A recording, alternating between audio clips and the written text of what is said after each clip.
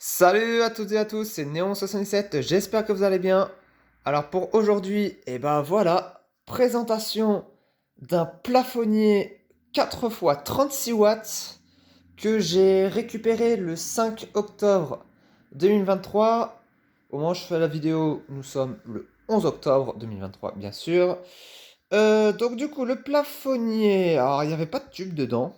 Donc bon, ça après, tant pis, hein, c'est pas grave, hein.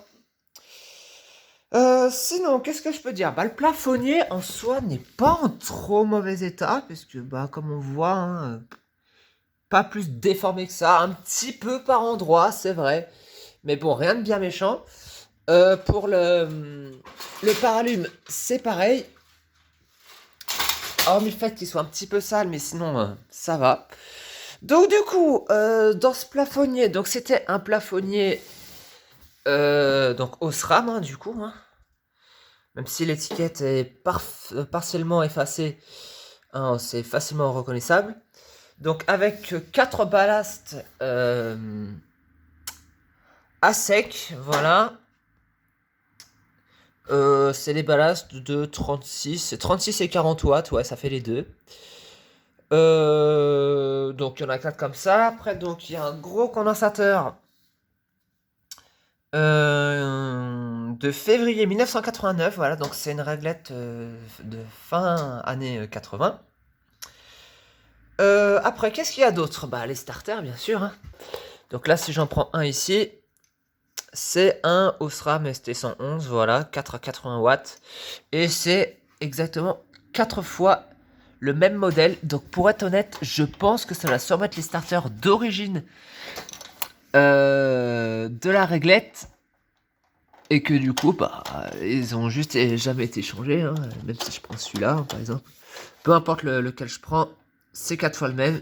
Voilà. Et celui-là, on va tous les remettre dans le même sens. Juste comme ça pour le fun.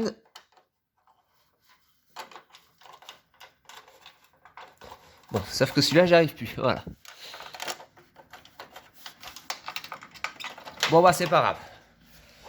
Donc après, la réglette, bon, elle est un peu sale, c'est vrai, hein, faudra que je la passe au nettoyage. Mais bon, ça m'empêchera pas de la tester, hein, même si, bon, c'est pas nickel nickel, mais en tout cas, c'est largement suffisant pour tester. Bah, ce que je vais faire, je vais déjà retirer ces câbles-là qui ont été coupés pour que je puisse du coup tester le plafonnier et voir bah, si tout fonctionne, quoi. Allez, c'est parti. Ça y est, voilà, tout est installé. Donc bah, du coup, ce sera 4 tubes blancs froids que j'ai installés. Pour une fois, ça changera un petit peu. Et ben, c'est sous tension, il n'y a plus qu'à allumer. C'est parti. 3, 2, 1.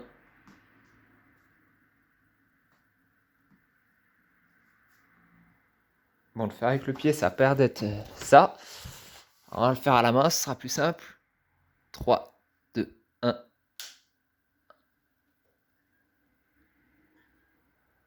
Waouh! Pas mal tout ça, dis donc. Allez, ça.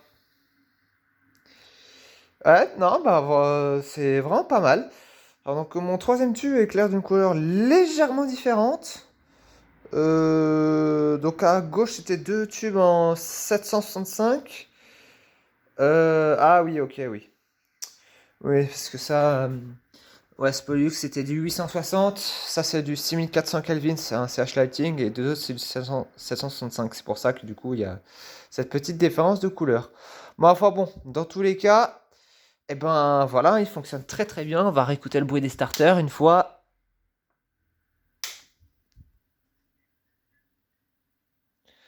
Voilà, donc bon, pas un bruit forcément énorme, hein, mais en tout cas, tout fonctionne. Il n'y a pas de débat sur ça.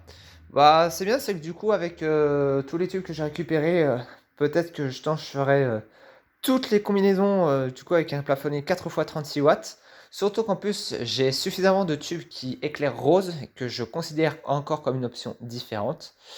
Donc, eh ben, ça va me faire un peu de boulot. Mais avant, il y aura un nettoyage et peut-être aussi un petit dégrippage des douilles parce que c'est vrai qu'elles sont quand même assez dures. Enfin bref, ça, c'est un autre détail. Et ben sur ce, j'espère que cette vidéo vous aura plu. Et moi, je vous dis à plus tard.